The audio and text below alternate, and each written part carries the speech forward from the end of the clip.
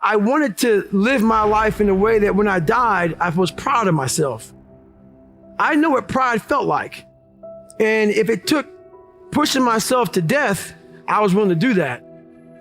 But I want to look in that mirror, not impress anybody, not money, not fame, not nothing. I wanted to impress the guy in the daggone mirror. And I worked endlessly and tirelessly to do that. And it happened. Well, I put it this way, man. A lot of people say, don't be like him, like me. And I get it. And you say, was it worth it? It was worth it. I'm going to challenge these people who say, man, that's a little too much. It is. Which is why most of my message is for everybody. When it comes down to the uncommon, amongst the uncommon, it is only for 0.0000001%. And these are the people who want to be the uncommon amongst the uncommon. I'm talking about Grover. Michael Jordan is in that category. It's those people who realize what they want, and beyond all things, I'm going to achieve it. So if you don't want to be like me, I get it. But is it so bad that a person has millions of dollars in the bank? Is it so bad that a person has 2 of the top books in the world, top of the list of all time? Is it bad that a person's broke all kind of records? Is it bad that a person's been the Navy SEAL, Army Ranger, going to Delta Force training, going to Air Force, smoke jumper? Is that bad? Is that bad that by 47 years old, you're trying to find what to do next? Is that so bad? Because you've done everything in the world, because the second you thought about it, you did it? If that's bad, I don't want to see what good is. So why it's bad to most people? Because it looks exhausting, and it is exhausting. And that's why it's bad to most people. Most things that are bad to people is because they can project what the fuck it takes to get there. And as they're projecting that shit, they're like, oh man, dude, you're destroying your life, your health. You have no family, you're unbalanced. I can make it a million things. But what the real thing is, you projected what that shit looks like, and it looks like hell. It looks like hard work. It looks like suffering. It looks like a dedication that people don't understand. And it is that. But that, at the end of all that shit, my friend, I front-loaded my life. Front-loaded. Everything I wanted to do, I did the second I thought about it. Now at 47, I am 100% retired. And I still live like I'm not, by choice. Do we really not know what it is to be a good man? And I would go so far as to say to be a good human being, right? Because take responsibility for what you're doing. Take ownership of your life. Go do something that's hard. Go try and accomplish something that's hard. You may win, you may lose, you may succeed, you may fail. I'll tell you what, you'll be better. If you avoid those things that are hard, if you don't accept that challenge, if you don't step up and step into that cold water, and you sit on your couch and eat Doritos, I can tell you, this is not a good move. This is not a good move. Don't do that.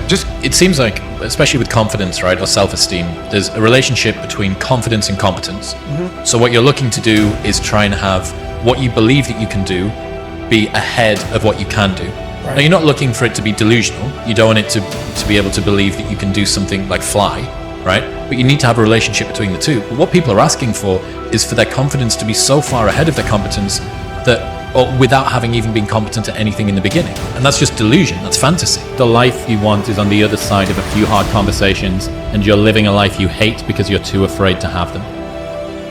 There is no easy way. There is only hard work, late nights, early mornings, practice, rehearsal, repetition, study, sweat, blood, toil, frustration, and discipline.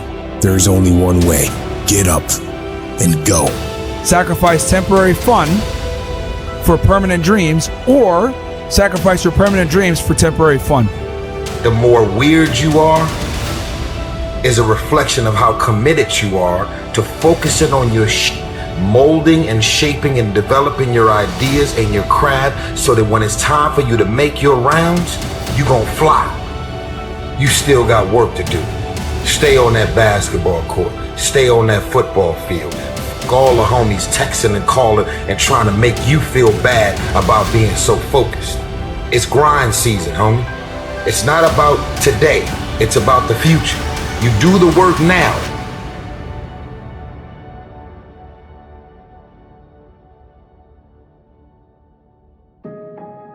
You can. You can make of yourself anything the germ of which lives within you.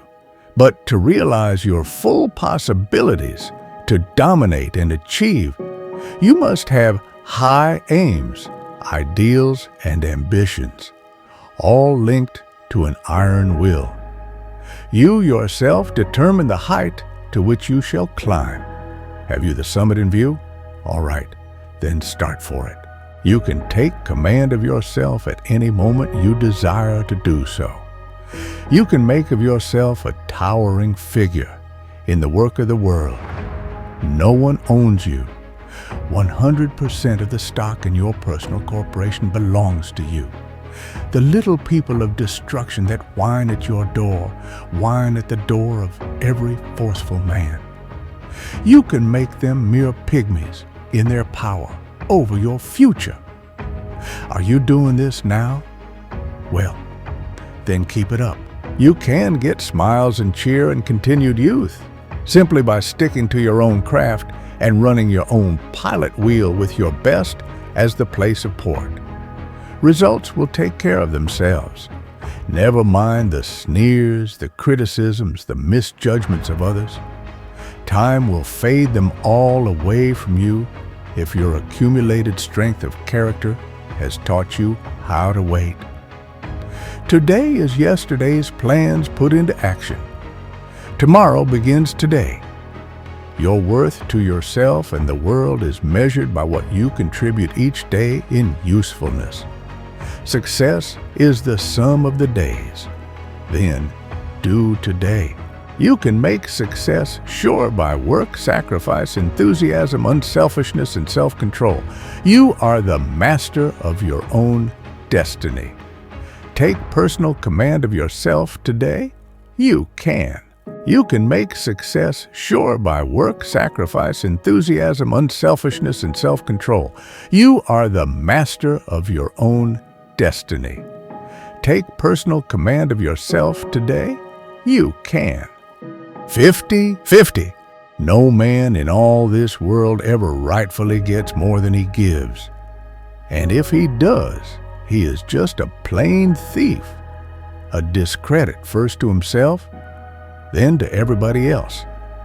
The equal division is always the just division, half to you and half to him. In other words, on the basis 50-50. Be glad to give as much as you take. This plan of 50-50, rightly interpreted, means death to whiners, to the disgruntled, and to the assassinators of success. They can't live in the atmosphere of it. The air is too invigorating. Be glad to give as much as you take. Every dispute in this world is traceable to the lack of the 50-50 principle, the broken up homes, the disintegrated businesses, the abandoned friendships, the wasteful armies of the world. There is need of this principle in every phase of life. But never will it become a rule of everyday action until you, in your place, begin to apply 50-50. Be glad to give as much as you take. Silence. Yes, silence is many times golden, you know that. But try to realize it more strongly, for the silent man is usually the thinking man, and the silent worker is the get-things-done worker. But best of all, silence as a rule of daily life. Conduct makes you big and powerful. Don't talk back. The world's great doers have all been men and women of few words. Napoleon, Cromwell, Washington, Grant, Lincoln, Marshall Field, Edison. These men didn't have time for disputes, wrangles, revenges.